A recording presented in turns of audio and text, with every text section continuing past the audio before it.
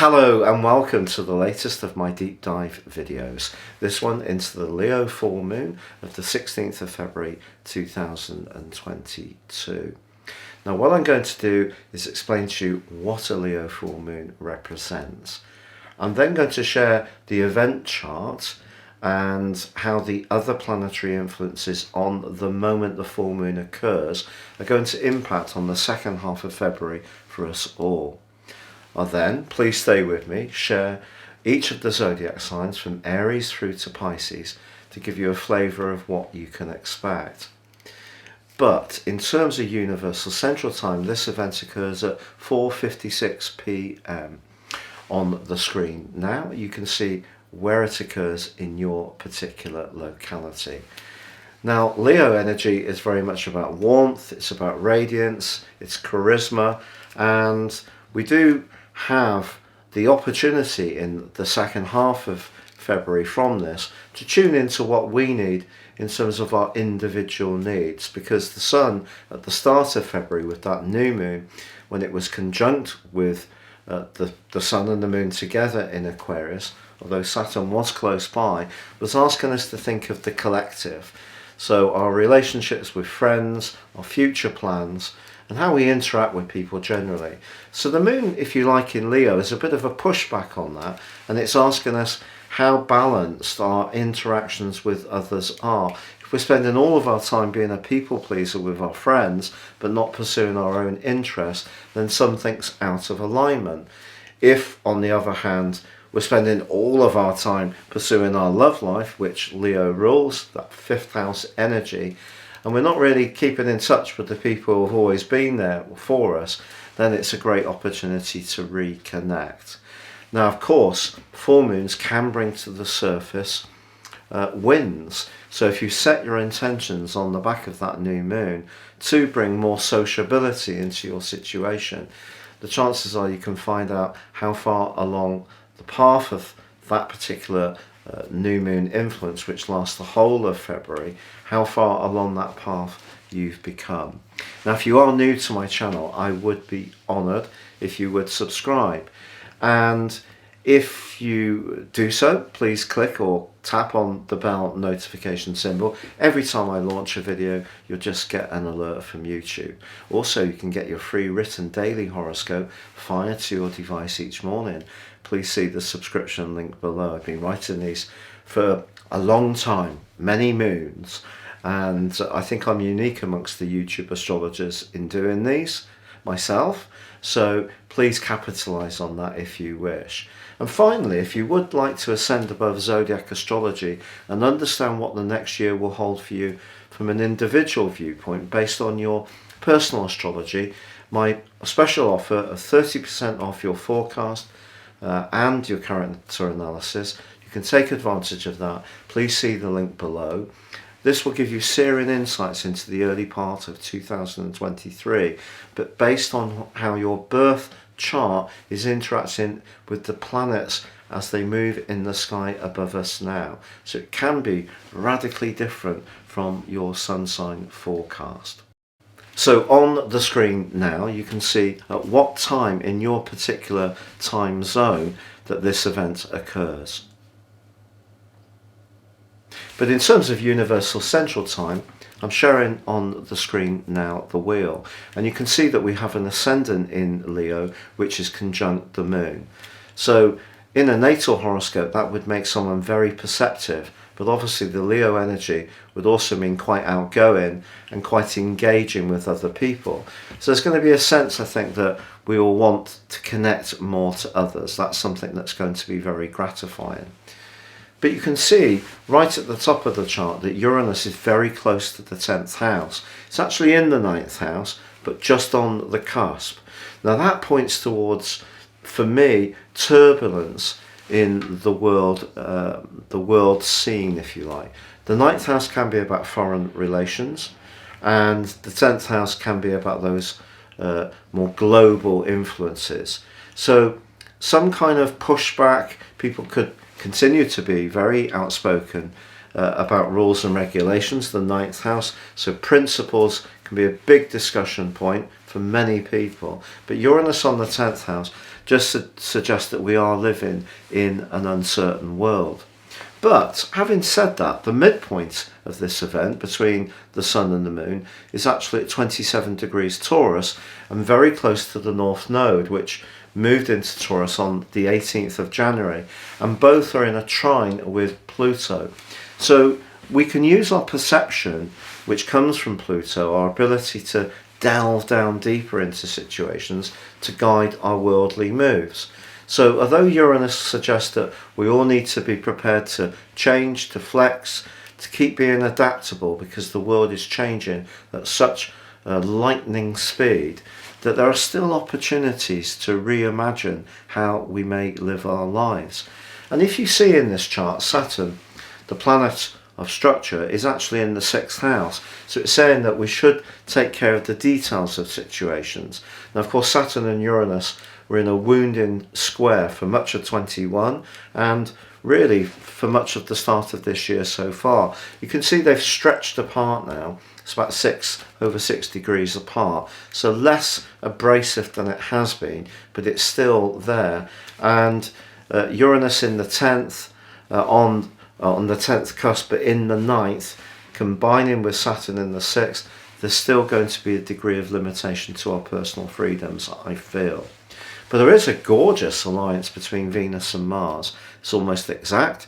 So just before this event, we have Valentine's Day, and that combination is going to be still lighting up the heavens at that moment. So you may be watching this video before the full moon event, and if you are planning to have some kind of celebration on that day, whether it's to get together with friends, set your intentions to bring some romance into your world, or reinvigorate an existing relationship, Mars in the sign of Capricorn can be very sultry, and Venus can be a bit more focused on, you know, the status side of things, and you know, the more sort of physical side of what comes around a relationship.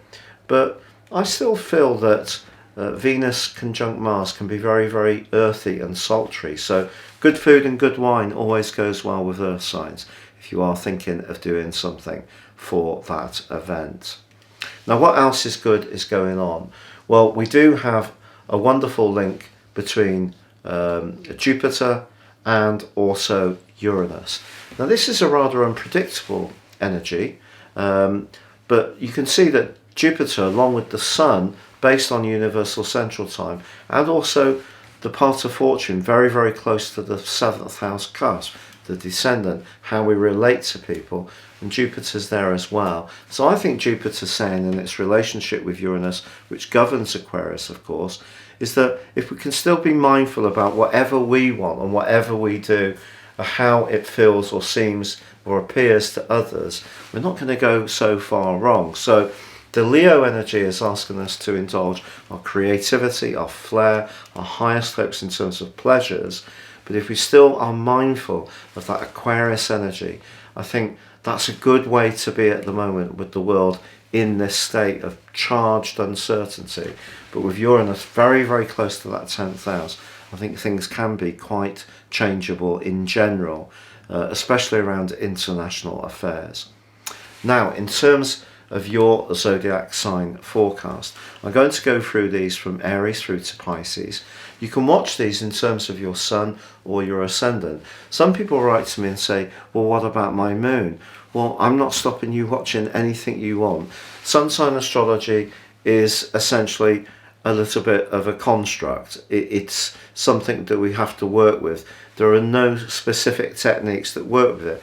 And one of the reasons for that is because everybody's natal horoscope is so different that the way it may work for some people can have huge concentrations of planets in one sign, and if their sun was there as well, then the likelihood is that the sun sign forecast would always be pretty accurate, to be honest. But if you have someone whose chart is much more complex, you know, for example, on this event, Pluto is in a quincunx with the ascendant and the moon in Leo, and that is a little bit complex. It's kind of saying that it's not all joined together, that there's a disassociate part. So I would say that you can watch the moon if you wish, but for me it works best for the sun and the ascendant, which brings us to Aries. Well, I've just mentioned to you, Aries, about Pluto, and Pluto is in your sector of ambition, where of course you've got your ruler Mars and Venus. Charm will get you everywhere when it comes to your goals in the second half of this month. But of course Leo is about your need to manifest your attractiveness, your interaction at a more pleasurable level, and it could be that your talents are going to come to the fore in a way that could catch the eye for someone influential. And I think the way you handle yourself and express your talents, the talents alone won't necessarily get you to the winning post. It's going to be your personality power. But in general, with the sun's opposition to the moon and also the ascendant on universal central time, you really could find that your time management comes under a little bit of pressure over the next couple of weeks from the 16th of February. But you know, that suggests that you are going to be in high demand, and it could mean that there's going to be different choices to be made, perhaps socially, perhaps even romantically. So I would say it's quite an encouraging chart for you. It's just when it comes to the financial side of things, with Uranus in your second house, you still need to create a reality that works for you, that feels fresh, feels real for you in terms of your everyday earning. If you're doing something that's not really fulfilling you, then Uranus is pushing you to find a new way of doing things. Which brings us to Taurus. So for you, the moon and the ascendant are in the fourth house of home, emotion, family, but the sun is high in the sky, and of course it's next to the part of fortune. If you really want to crack on and reach for your highest hopes in terms of your goals and ambitions, this chart, I think on the whole, is very encouraging, particularly with your ruler augmented so positively by Mars. So if you're up for a change of where you live or where you work, and that does mean a relocation, this chart works fantastically well for you. But Taurus people are often very adhered to what they know, and Uranus has been pushing you to be more experimental in recent years, and that may have felt a pleasant or a rather unsettling experience. It just depends on your core nature, because of course within the family of Taurus everyone's individual. If you're someone who is a little bit more atypical of the sign, then these changes may suit you fine. If you're someone who's more typical and you don't really like change, you're being pushed to continue to be open to changing things up in order to capitalize on your opportunities, and that may mean that your home, family and emotional life seems compromised in some way. So worldly responsibilities can challenge your need for peace and quiet in the second half of this month, but with the sun soon to move into Pisces and with Jupiter forging a gorgeous angle to Uranus in your sign, there is still an opportunity to be more playful and outgoing too. Which brings us to Gemini, and the great news for you, Gemini, is that your ruler Mercury is back in your sister air sign of Aquarius, and that happened on the 14th. Something that you rehearsed probably towards the end of last year, thought you'd got off the ground, has probably had to take a few steps backwards. I think the chances are it will be moving forwards more dynamically now, and it could be to do with the sharing of information. You're a sign that is defined by communication in lots of ways, and your ability to be very flexible and quick-witted around communications is one of your great gifts. But financial success is possible in the latter part of this month too, or there could even be a steamy clinch with someone new.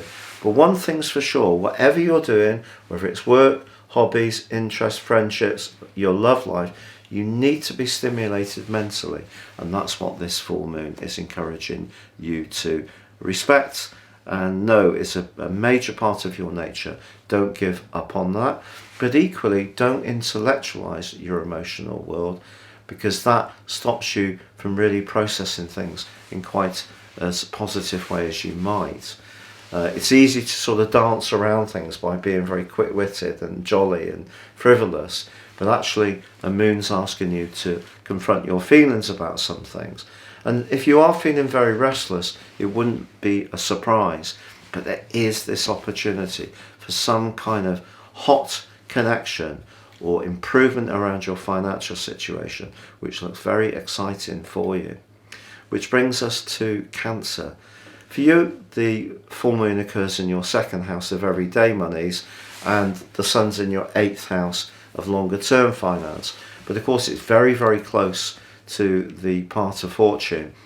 I would take that. So good news is possible financially for you. Also Jupiter in your 9th house of expansion, and Jupiter is exalted in your sign, so there's a mutual receptivity, and it's forging a great link with Uranus in your sector of your future. So some very exciting plans can start to shape up for you. I think it's just about balancing the books, but there could be some kind of association, partnership. There may even be a romantic dimension to this partnership, and it's possible that you can relate to each other quite a lot through business or your shared values, or perhaps because you do have an innate attraction to one another of a very much of a charismatic level. So a really exciting full moon in lots of ways for you, Cancer. Now Leo, obviously for you, the sun's in your 7th house, so what this full moon is saying to you, are you happy around your relationships? If you're not, I think that Saturn in your 7th house is also flagging up any issues that may be there. Essentially, Leos need to be respected.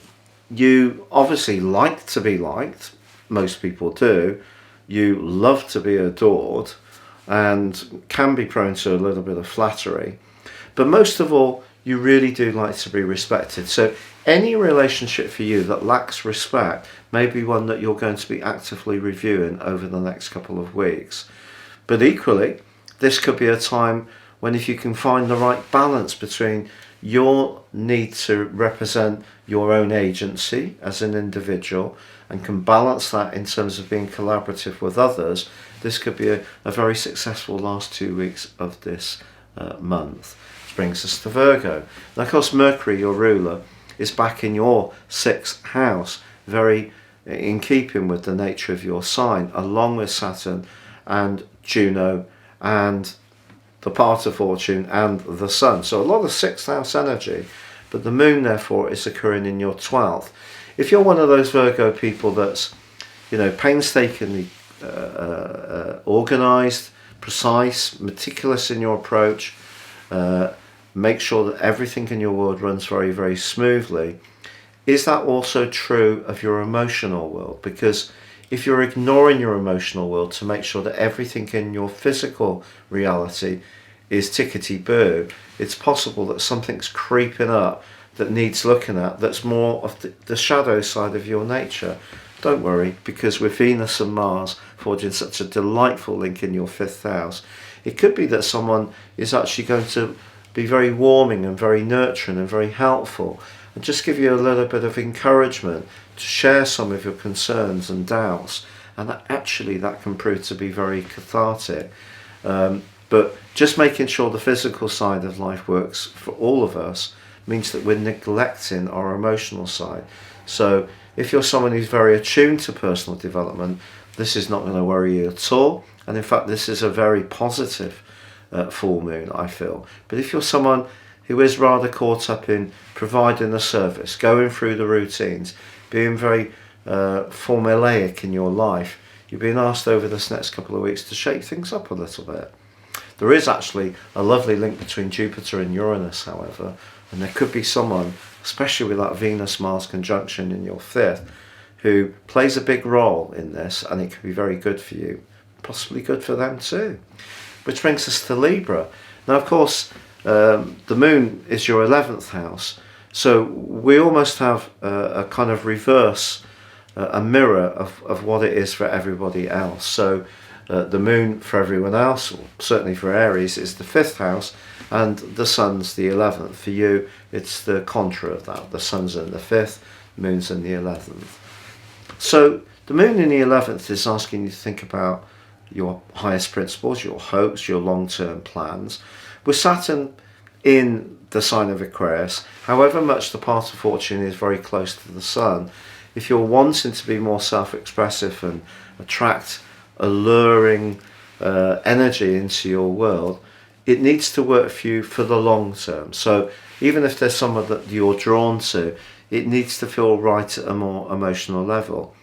And I know that it's been a big debate amongst those of you who do share your thoughts on YouTube about this whole fourth house dynamic. And the reason it sounds a bit repetitive is that Pluto's been in your sign since 2008. The two most structurally important planets in astrology are definitely Pluto and Saturn. So Saturn's in your fifth house of love, romance, of creativity, of warmth and affection. Not that we often associate Saturn with the last two. And Pluto, the planet of transformation and power, is in your fourth house of emotions. So we can't escape it, I'm afraid. But having your ruler Venus very close to Mars means that maybe if you can really give yourself the confidence to be totally authentically you around your emotional world, and perhaps work through the prism of friendship, if there is somebody that you're drawn to, just go nice and slow, but make sure it all feels right, then maybe something really lovely is going to happen in the last 2 weeks of this month. I really hope so for you. Which brings us to Scorpio. Now, the moon's very high in the sky for you, the 10th, and you don't necessarily like people to know what's going on in your inner world, although you can be, out there with your point of view about others. So this suggests your Venus can be closer to the surface, which can be a little bit uncomfortable for you. But if something is out of kilter around home, work, home, family, emotions, where you live, and it can be difficult to disguise any dissatisfaction that you feel. But if you do need to express a viewpoint, with your ruler Mars being augmented by Venus, very positively by Uranus, and also by Jupiter, if you do have to say something about how you feel, you might be surprised by how receptive someone or others can be towards you. Brings us to Sagittarius. Sagittarius, this chart is all about balancing the third and ninth house principles, the axis. The third, where the sun is, Mercury, the ruler of the third, in Gemini, and exalted in Aquarius, and also that path of fortune.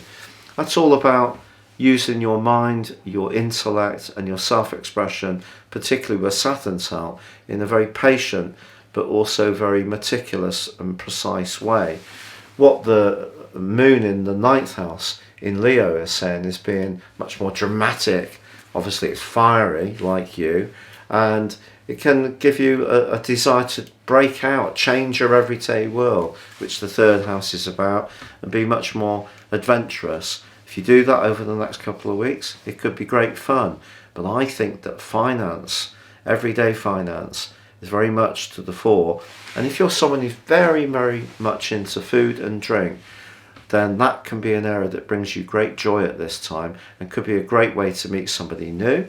But a bit like Gemini, your mind needs to be stimulated at this time. If you're doing any part of your life, that feels mundane, I think there's part of you that's wanting to push back on that. Brings us to Capricorn. Well, of course, Saturn, your ruler in your second house, since March 2020 through to August the 2nd, 20, and then the end of 20 through to now, there may have been a drying up around your income, or maybe you've had to shuffle a little bit. Something that had been previously quite sustained over a period of time may have just naturally come to an end. But that doesn't mean to say that that can't change. And with Venus and Mars combining in your sign, your creativity and your individuality are given huge boosts. And if you do want to draw someone to you romantically, a complete makeover would be a fantastic way to do that. But this chart sparkles with lots of possibilities, but none like Venus, Mars, linking with Jupiter and Uranus.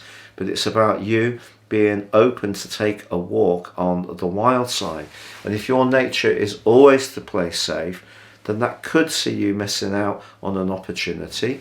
But I wouldn't be too free and easy with any more speculative risk. On that kind of stuff, I would continue to be quite cautious. But I'm talking more about your talents, and potentially about a relationship. If there's someone you really like, let them know. Aquarius, now for you, of course, the sun's in your sign, so you're wanting to focus on what's important to you, with Mercury and Saturn and Juno and the part of fortune, along with the sun all in your sign. That's given you a wonderful opportunity to showcase your talent, and you've always been quite strong-willed about following what's right for you. The moon in Leo is just saying that there may be people around you that are not entirely persuaded how single-minded you're going to be. It is possible with Pluto and Venus and Mars all in your 12th house, there could be a little bit of backbiting. Maybe some people that you think or thought you could rely upon maybe are not quite as trustworthy as you would like. But I wouldn't sweat that side of it too much. I think it's just important to stick with what you're trying to do, but just be aware that other people's relationship to what you're trying to do may be very different to yours. And just because it is, it doesn't make them wrong. It just means they're not invested like you are. So if you just try to explain what you're trying to do, that gives them an opportunity to really get to grips with it. They won't necessarily fully support you, but at least you're representing where you are in an inclusive way. A very Aquarius energy, so inclusiveness is important in the last 2 weeks of this month. Which brings us to Pisces. And of course for you, the full moon is in your 6th house of practicalities, appointments, anything to do with the organisation of life. And the sun and all that cluster of energy is in the 12th house. So maybe there is a sense with you that you just want to apply the brakes a little bit and give yourself some thinking time. But there's also some very it's almost like a dichotomy. There's some very glittering, exciting, sociable influences. How do you cut this up? Well, it means just spending time with the people you can really trust. And of course, even the people we really trust can disappoint us at times. But I think generally you may be needing a little bit of a self-healing period. Maybe go to a spa, have a massage, maybe some chiropractic or aromatherapy. Treat yourself, look after yourself a little bit, give yourself a bit of cosseting. But actually, you may be surprised, even when you've wanted to step back, that someone wants you to go out and be more playful and sociable in the last 2 weeks of this month. It's been a real pleasure being with you. Thank you so much for bearing with me with my cold, and take care, stay safe, and goodbye for now.